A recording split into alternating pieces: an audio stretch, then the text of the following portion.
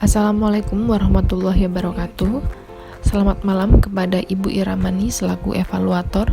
Selamat malam kepada rekan-rekan sekalian. Terima kasih atas kesempatannya.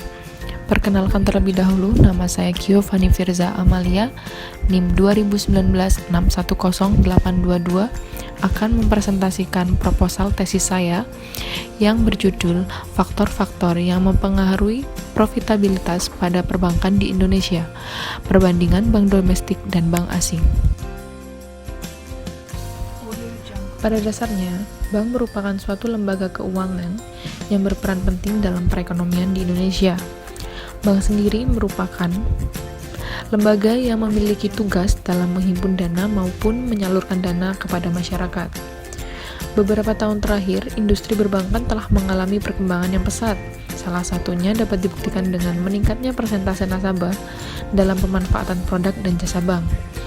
Tentunya, pemanfaatan produk dan jasa bank tersebut memiliki dampak positif bagi bank, salah satunya dalam menghasilkan laba.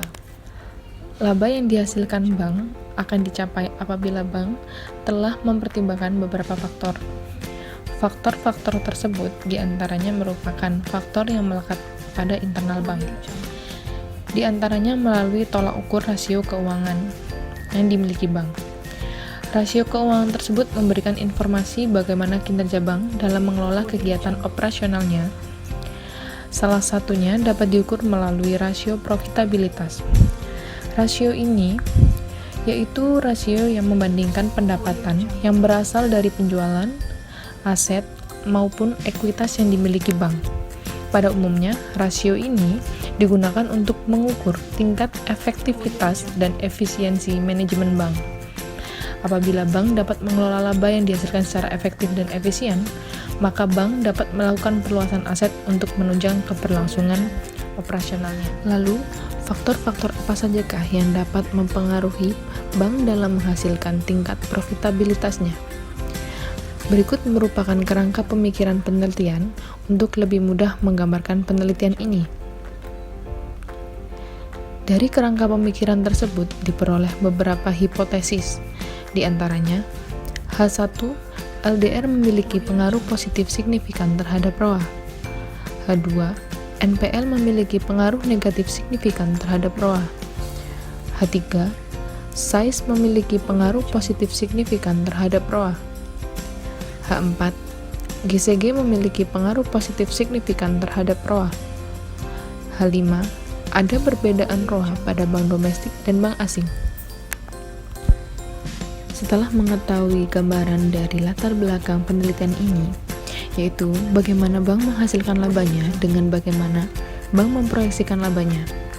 Selain itu, telah diketahui bagaimana kerangka pemikiran yang digunakan dalam penelitian ini, hingga diperoleh hipotesis-hipotesis yang akan digunakan pada penelitian ini. Berikut merupakan penjelasan variabel-variabel yang digunakan dalam penelitian. Di antaranya merupakan variabel dependent yang digunakan melalui rasio profitabilitas, di mana profitabilitas diproyeksikan melalui rasio return on asset. Rasio ini merupakan hasil perbandingan laba bersih sebelum pajak dengan total aset yang dimiliki bank. Kemudian yang kedua merupakan variabel independen. Variabel independen yang digunakan yang pertama merupakan rasio loan to deposit ratio atau LDR. Rasio ini merupakan bagian dari rasio likuiditas yang membandingkan antara total kredit yang diberikan dengan total simpanan dana pihak ketiga yang dimiliki bank.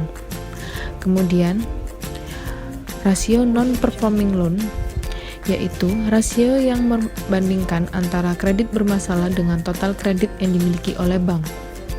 Yang ketiga, bank size, yang merupakan informasi total aset yang dimiliki bank.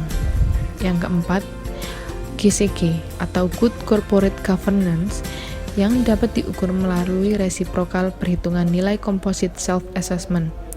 Dari setiap variabel-variabel tersebut dapat diakses melalui laporan tahunan bank. Pembahasan selanjutnya yaitu mengenai populasi, sampel, dan teknik pengambilan sampel. Yang pertama merupakan sumber data, di mana pada penelitian ini menggunakan data sekunder. Dari setiap masing-masing variabel yang digunakan diperoleh informasi melalui laporan tahunan keuangan yang diterbitkan di masing-masing website bank maupun laporan yang terpublikasi pada website Otoritas Jasa Keuangan.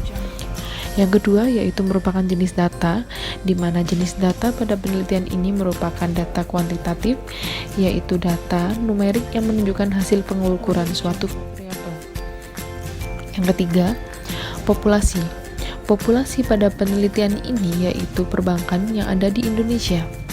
Kemudian, pemerolehan sampel yaitu menggunakan teknik purposive sampling, di mana terdapat beberapa kriteria yang diterapkan. Di antaranya, bank yang termasuk jenis bank umum konvensional di Indonesia. Yang kedua, termasuk pada bank yang memiliki peringkat total aset 9 terbesar di Indonesia. Selanjutnya merupakan teknik analisis data. Pada penelitian ini, saya menggunakan dua jenis teknik analisis data. Yang pertama merupakan teknik analisis deskriptif, di mana teknik ini digunakan untuk mengetahui gambaran secara umum masing-masing variabel dengan menampilkan nilai minimum, maksimum, nilai rata-rata, maupun standar deviasi. Yang kedua merupakan analisis statistik yang dibantu melalui aplikasi SPSS untuk mengetahui bagaimana persamaan dari model penelitian ini, yaitu melalui analisa regresi berganda. Kemudian dilakukan juga pengolahan data melalui uji F atau uji serempak yang digunakan untuk mengetahui apakah secara simultan atau secara bersama-sama variabel-variabel independen berpengaruh terhadap variabel ROA. Yang kedua merupakan uji T atau uji parsial yang digunakan untuk mengetahui tingkat signifikansi pengaruh variabel independen yaitu LDR, NPL, size, maupun GCG secara individu dapat mempengaruhi variabel ROA. Kemudian yaitu ada uji koefisien determinasi untuk mengetahui seberapa besar pengaruh variabel independen terhadap variabel ROA. Kemudian yaitu uji beda yang digunakan untuk mengetahui apakah ada tidaknya perbedaan antara ROA yang dihasilkan dari bank domestik maupun bank asing. Sekian presentasi dari saya mengenai proposal tesis yang saya ajukan. Terima kasih atas kesempatannya. Wassalamualaikum warahmatullahi wabarakatuh.